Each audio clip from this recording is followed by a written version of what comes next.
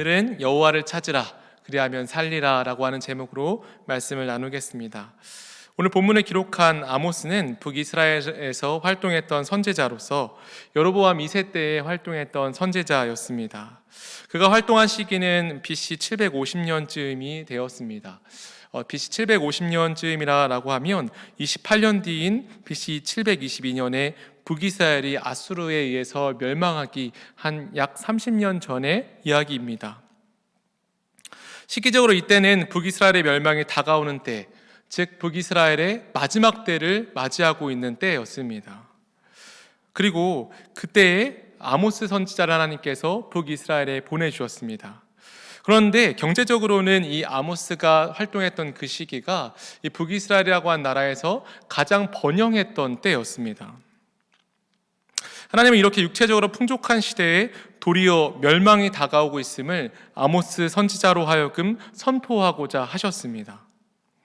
오늘 말씀을 통해서 각자에게 주시는 은혜가 있으시기를 거룩하신 예수 그리스도의 이름으로 축원합니다. 오늘 본문에서 마치 아모스는 사자가 포효하듯이, 사자가 큰 언덕에서 땅을 내려보면서 포효하듯이 이 말씀을 하나님의 사자된 자로서 선포하며 이 말씀을 전하고 있습니다. 4절 말씀에 보면은 아모스가 이렇게 선포하죠. 여호와께서 이스라엘 족속에게 이와 같이 말씀하시기를 너희는 나를 찾으라 그리하면 살리라. 동일하게 반복되는 6절에서도 말씀하십니다. 너희는 여호와를 찾으라 그리하면 살리라. 4절과 6절에서 동일하게 반복되는 것은 하나님을 찾으라 그리하면 산다 라고 하는 간단 명료한 말씀입니다. 여기서 찾으라 라고 하는 히브리어 디라슈는 4절과 6절에서 두 번 반복되고 있습니다. 4절에서는 디르슈니 2인칭 복수 명령법인데요, 나를 찾으라 라고 하는 단어로 쓰이고 있고, 6절에서는 디르슈 에트 야훼, 야훼를 찾으라 라고 하면서 찾으라, 나를 찾으라, 하나님을 찾으라 라고 하면서 4절과 6절에 동일하게 디라슈라고 하는 히브리어를 사용하며 강조하고 있습니다. 여기서 명령법은 어떠한 지체 없이 바로 찾으러 가라 라고 하는 그러한 명령적인 문법을 담고 있습니다. 그렇게 너희는 하나님을 찾아라. 그리고 이 디라슈는 찾다라고 하는 단어의 뜻 외에 예배하다라고 하는 뜻도 갖고 있습니다. 너희는 하나님께 예배하라 라고 하는 그러한 명령의 말씀인 것입니다. 그리고 이 하나님을 찾으라 라고 하는 이 평행선은 5장 14절까지 이어집니다. 5장 14절에 보면은 너희는, 우리 14절 말씀 앞에 있는 부분만 읽어볼까요? 너희는 살려면 선을 구하고 악을 구하지 말지어다. 이 부분 같이 한번 읽어볼게요. 시작. 너희는 살려면 선을 구하고 악을 구하지 말지어다. 아멘. 이 하나님을 찾으라 라고 하는 평행선은 14절까지 이어집니다. 그래서 14절에서는 디르슈 에트 야훼, 그래서 하나님께서 말씀하시는 것은 디르슈 토브 다라슈라고 해서 너희는 선을 찾으라, 그러니까 너희는 선을 찾음으로 하나님을 찾으라, 이렇게 하나님을 찾는 방법을 소개해 주고 있습니다.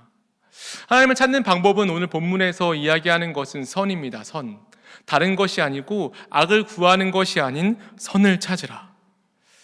하나님을 찾는 것의 의미를 14절에서 결론 지어주고 있는 것입니다. 하나님을 찾는 것은 유일한 선인 하나님을 찾는 것이라 말씀하고 있습니다. 하나님께서 이 찾다라고 하는 단어, 이 단어 디라슈를 하나님을 찾으라 라고 이렇게 말씀하실 때, 특별히 이 디라슈라고 하는 단어는 하나님을 찾으라 라고 할 때 하나님이 목적어가 되면 특별한 의미를 갖는다라고 학자들은 설명합니다.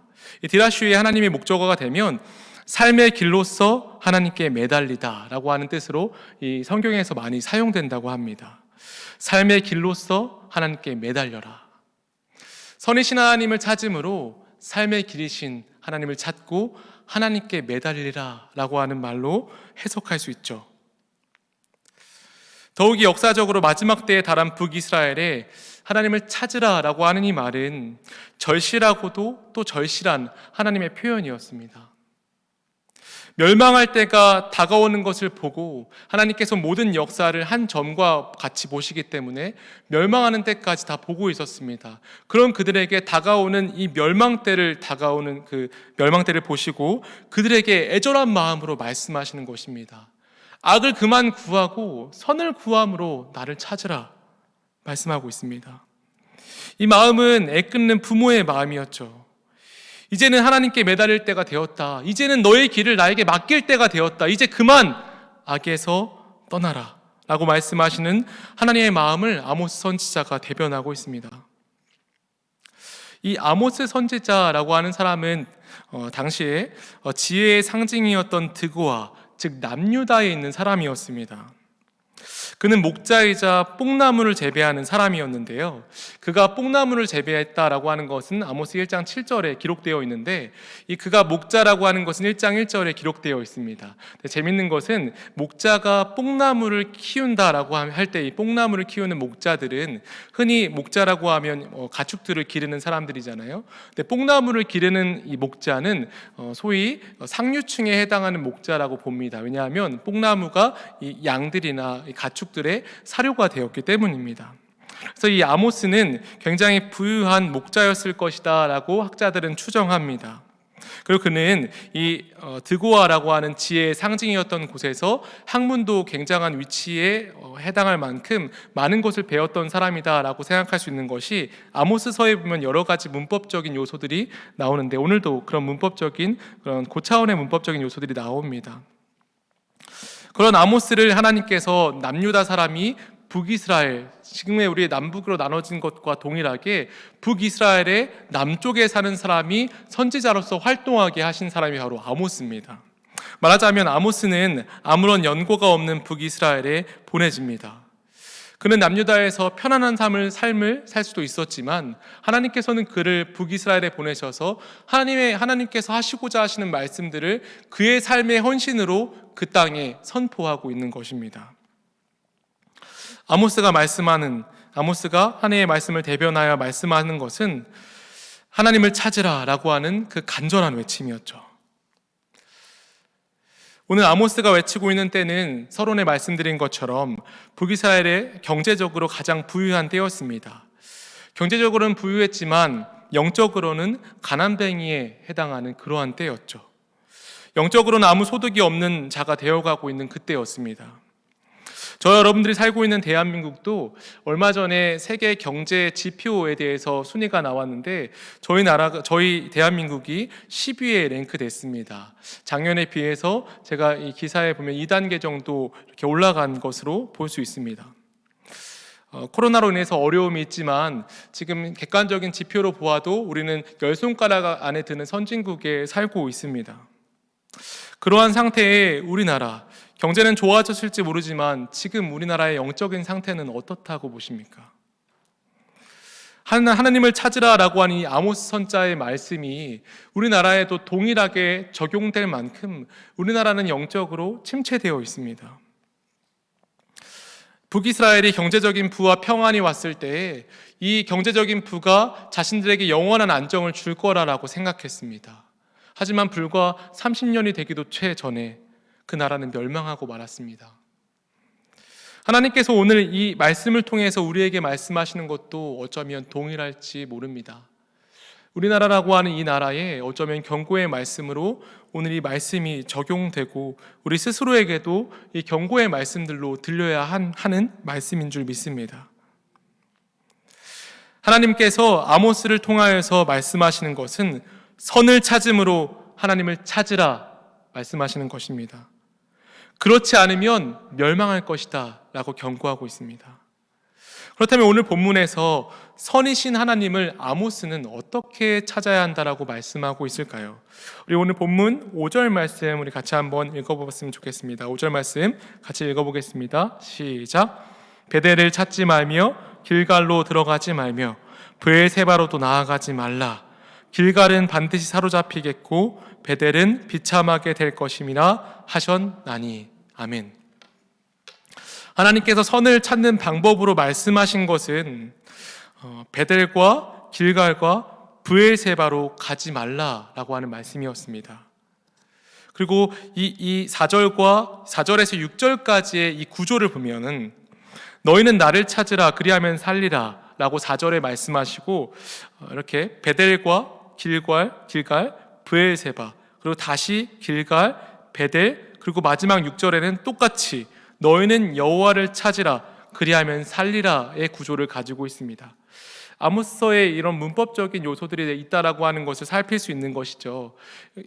아모스가 여호와를 찾으라 그리하면 살리라라고 하는 이 말을 강조하기 위해서 가운데에 이 말을 강조하기 위한 하나의 이런 안의 구조처럼 이 말들을 숨겨놓고 있습니다.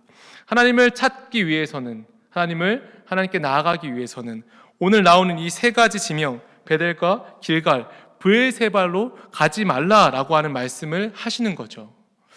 아모스는 이 세 군대의 세 장소를 이야기하면서 이곳에 가지 않는 것이, 이곳에서 예배를 드리지 않는 것이 하나님을 찾는 것이다 라고 이야기하고 있습니다.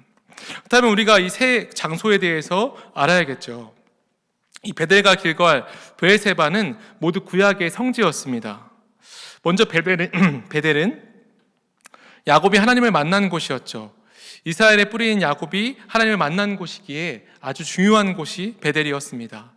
그렇게 여로보암 1세는 이스라엘의 중심 성소 중의 하나로 이곳을 정했고 초대 왕인 르호보암도 이곳을 성소로 정했습니다. 그러나 여로보암 1세는 베델이라고 하는 도시의 거룩한 역사와 유적이라고 하는 개념 때문에 그곳을 우상 숭배의 중심지로 전락시켜 버렸습니다. 이후 호세아는 베델을 간악한 집이라고 하는 뜻의 벳아웬이라고 이 베델을 부르기도 했죠. 후에 학자들은 베델을 두고 성소인지 배교의 중심지에 대한 논쟁이 있었을 만큼 타락한 곳이 바로 베델이 되었습니다.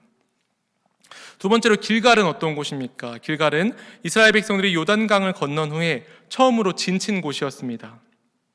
여호수아는 그곳에 요단강이 갈라진 곳에서 취한 돌 12를 취하여 그 길갈 땅에다가 심어서 그 땅에 기념비로 세웠습니다.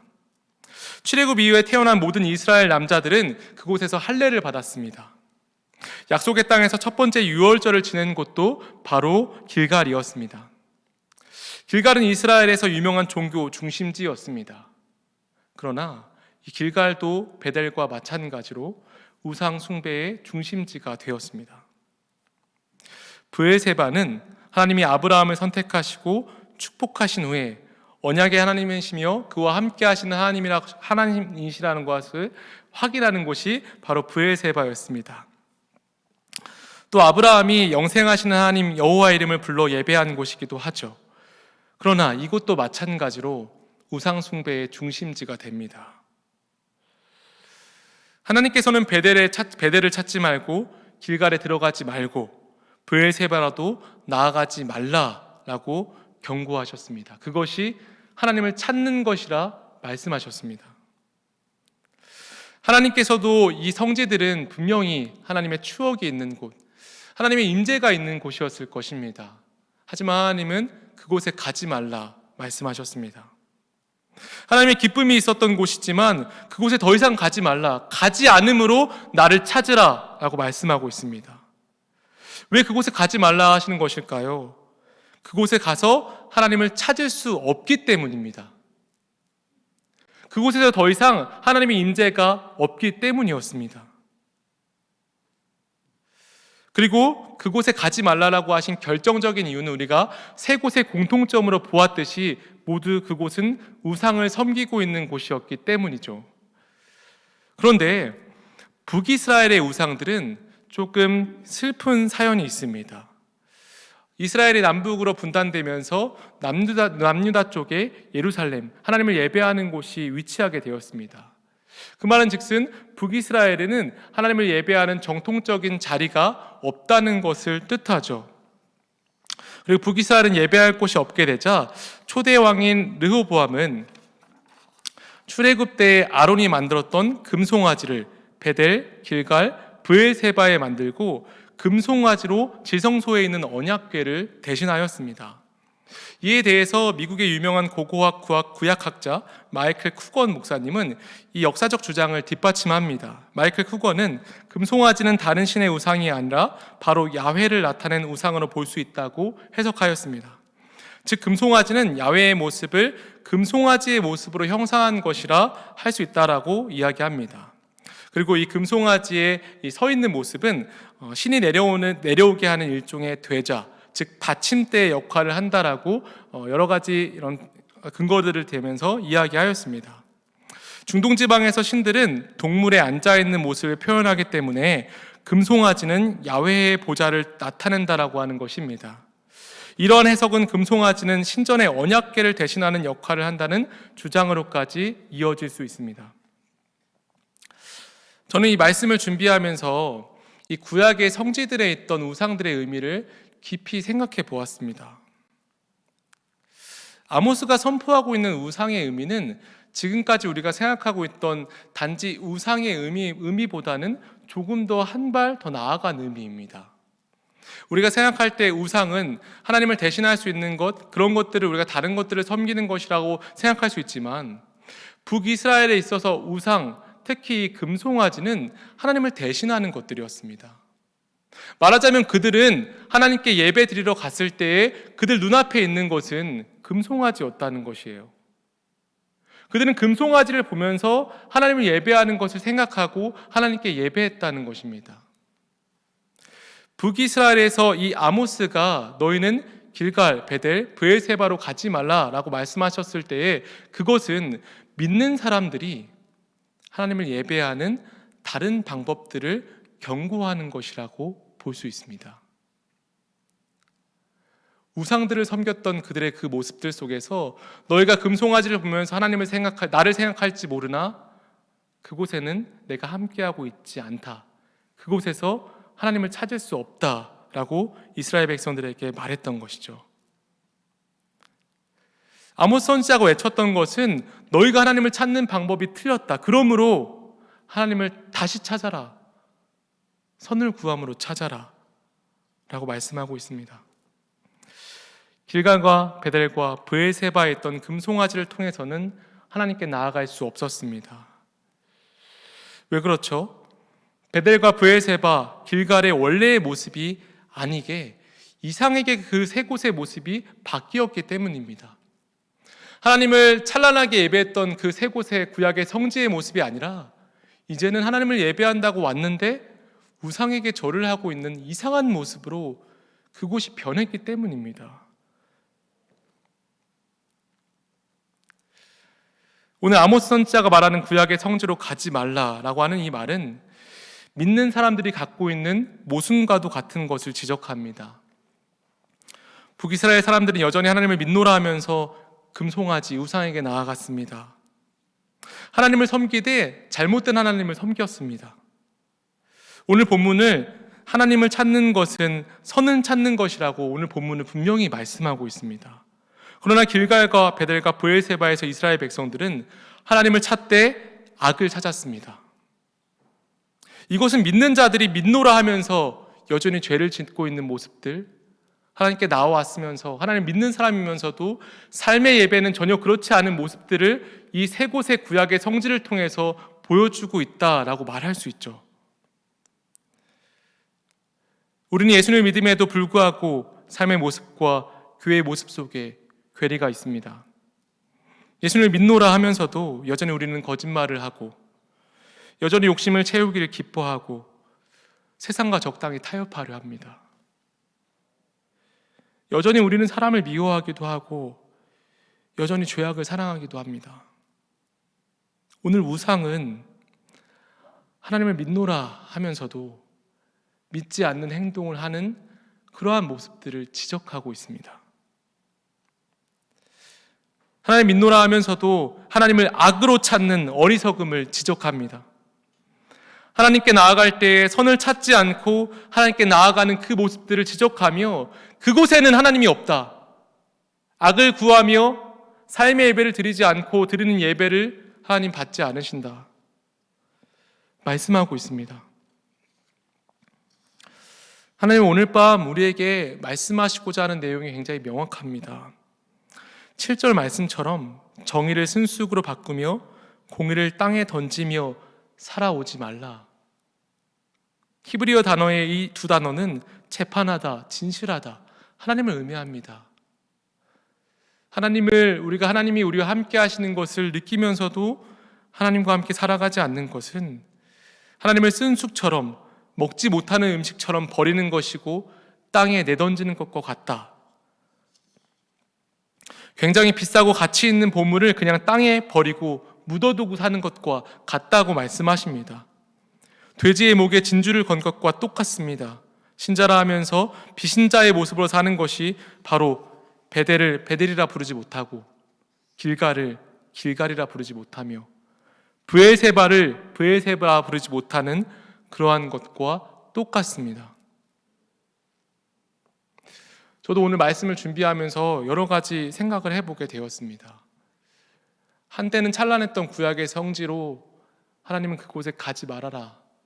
그곳에서 하나님을 찾을 수 없다. 지금은 전혀 다른 모습이 되었다. 하나님을 예배하러 가면서도 그곳에 우상을 보고 나의 모습이라고 한다 라고 말씀하시며 안타까운 마음으로 아모스에게 말씀하시는 것이 느껴졌습니다. 동일하게 예수를 믿는다 하면서도 그 믿음과 우리의 삶이 일치하지 않는 모습들이 제 스스로도 많이 느껴졌습니다. 저 여러분들 안에 꼭 이런 모습이 있지 않습니까? 신자인 우리의 믿음과 삶이라는 간극 말입니다. 그 간극에 말씀이 채워지기보다는 신자와 믿음이라고 하는 그 간극에 그 안에 말씀이 채워져서 우리가 한 말씀 한 말씀 이루어 나가며 사는 것이 아니라 그 간극에 죄가 그곳에 찾아와서 하나님과 우리라고 하는 그 간극을 어설프게 채우고 있지는 않은지요. 저 여러분들이 다니는 이 교회의 신학을 개혁주의라고 합니다. 개혁된 교회는 매일 개혁되어야 한다라고 하는 모토입니다. 우리는 매일의 우리의 삶을 개혁해 나가야 합니다. 어제 거룩했을지라도 오늘 죄에 빠질 수 있습니다. 오늘 거룩했을지라도 또 내일 죄에 빠질 수 있습니다. 그렇게 매일매일 우리의 삶은 개혁되어야 합니다. 계속해서 우리의 삶을 되돌아보아야 합니다. 우리가 하나님께 나아갈 때 잘못돼서 나아가는 것은 없는가? 그의 믿음과 하나님이 주신 믿음과 우리의 삶이 일치되지 않는 부분은 없는가? 계속 되돌아보아야 합니다.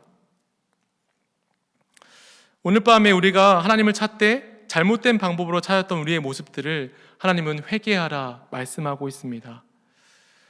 18세기의 독일의 소설가 장 폴리히터는 이런 말을 남겼습니다.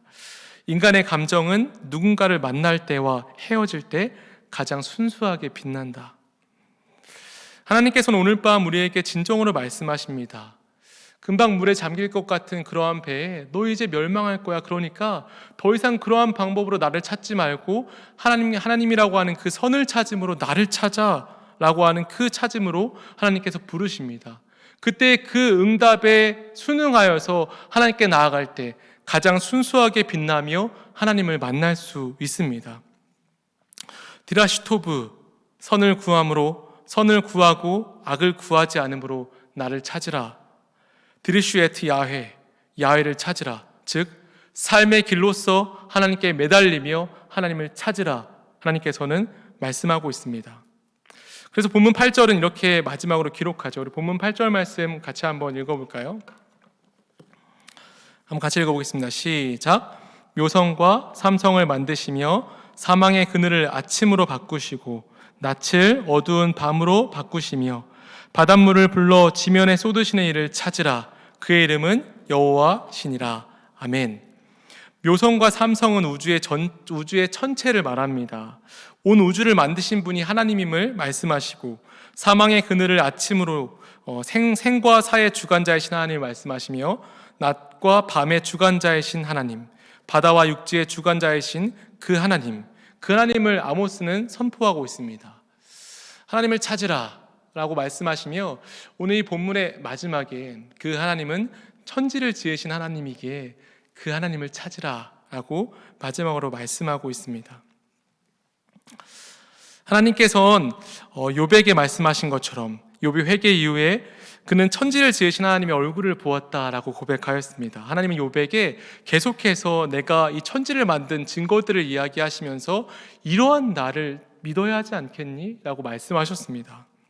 마찬가지로 오늘 아모스에게 말씀하시는 것도 선이신 그 하나님을 찾을 때 천지를 지으신 그 하나님을 찾으라 라고 말씀하고 있습니다.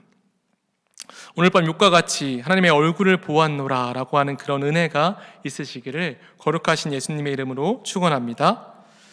오늘 본문은 우리가 하나님을 찾으면 그리하면 살리라 라고 하며 오늘 본문을 마치고 있습니다. 여기서 살리라라고 하는 이 하야 동사는 여러 의미를 품고 있는데요. 우리가 누구나 다 살 수는 있습니다. 숨을 쉬고 이 땅에 살아가면 다 사는 것이죠. 그러나 이 사는 의미는 행복하고 혹은 불행하게 산다라고 하는 의미를 갖고 있습니다. 이스라엘 백성들은 북이스라엘이 멸망하고 살기는 살았습니다. 그러나 아수르의 종이 되어서 살았습니다. 하나님이 함께 하시는 삶은 진정으로 행복한 삶입니다. 평범한 가정, 여유롭지 않은 가정, 그러한 살림일지라도 하나님이 함께 하시면 행복한 것입니다. 아멘이십니까? 저도 행복합니다. 젊은 시절 20대 초반에 2년간 우유 배달을 하면서 모았던 돈이 있었습니다. 매달 적금을 들어서 돈을 모았던 돈이 있었는데요. 그때 하나님께 은혜를 받고 저에게 있던 전 재산을 하나님께 드렸던 뜨거운 기억이 있습니다. 제가 가진 모든 것을 드린 그 경험이 저에게는 큰 기쁨으로 지금도 남아 있습니다. 그때 응답받았던 하나님의 말씀이 천지를 지으신 하나님이 저의 편이 되어주시겠다라고 하는 약속의 말씀이었습니다. 그 말씀이 얼마나 즐겁고 기쁘던지요. 그날 하나님께 다 드리고 나가는 교회를 나가는 그 발걸음을 지금도 잊지 못합니다. 너무나 가벼웠습니다. 하나님께서 우리에게 오늘 하나님을 찾으라라고 말씀하시는 것은 이런 하나님을 찾는 것입니다. 천지를 지으신 그 하나님, 그 선이신 하나님, 천지에 오직 유일한 선이신 그 하나님을 찾음으로 하나님께 나아오라 말씀하고 있습니다. 그러면 우리가 행복을 경험하고 행복이 회복되어 진정으로 살리라 라고 말씀하시고 있습니다. 신명기 10장 13절에 내가 오늘 내 행복을 위하여 내게 명하는 여호와의 명령과 규례를 지킬 것이 아니냐라고 말씀하십니다. 말씀을 지키는 것이 우리의 삶의 행복이라 분명히 말씀하고 있습니다. 우리가 오늘 이 밤에 기도하실 때 이 세 군데 베델과 길갈과 브엘세바를 기억함으로 하나님을 찾을 수 있기를 바랍니다. 베델과 길갈과 브엘세바의 참 의미가 실현되었을 때 하나님은 그 땅을 기뻐하셨을 것입니다. 그곳이 여전히 하나님을 예배하는 곳, 그곳이 여전히 하나님께 기쁨으로 예배하는 곳이었다면 하나님은 그곳을 찾지 말라라고 결코 말씀하지 않으셨을 것입니다. 너희는 여전히 하나님을 예배하는 베델과 길갈과 브엘세바로 가라. 그곳에서 나를 만나라 라고 말씀하셨을 것입니다. 그렇듯이 우리 그리스도인들은 그리스도인답게 살 때 행복합니다. 우리 입술에 거짓이 없을 때 우리는 행복합니다. 우리의 말과 행동이 일치하면 우리는 행복합니다. 우리의 삶에서 하나님의 말씀을 한 자락이라도 이루어내는 것이 있다면 우리는 진정 행복함을 느낍니다. 천지를 지으신 하나님과 함께 만물이 소생하는 봄에 잎사귀를 바라보며 하나님을 찬양할 때 그리스도인은 행복함을 느낍니다. 진정한 길갈과 베델과 브엘세바라면 행복함을 느낍니다. 우리가 지금 그 행복함을 느끼지 못하고 있다면 우리의 삶을 돌아보아야 합니다. 우리가 하나님을 잘못된 방법으로 악을 구하며 하나님을 찾고 있지는 않은지, 우리의 모습 속에 그리스도인답지 않은 그런 모습들이 담겨 있지는 않은지, 그러한 것들이 우리가 이 행복을 느끼지 못하도록 막고 있습니다. 오늘 이 밤에 하나님이 주시는 이 기쁨과 행복이 회복되고 하나님의 얼굴을 볼 수 있는 그런 귀한 밤 되시기를 예수 그리스도의 이름으로 축원합니다.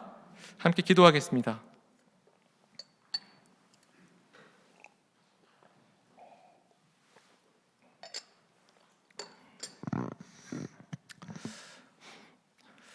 살아계신 아버지 하나님, 우리가 하나님을 만나고 지금 이때까지 하나님과 함께 동행하며 산다라고 하며 지금까지 살아오고 있습니다.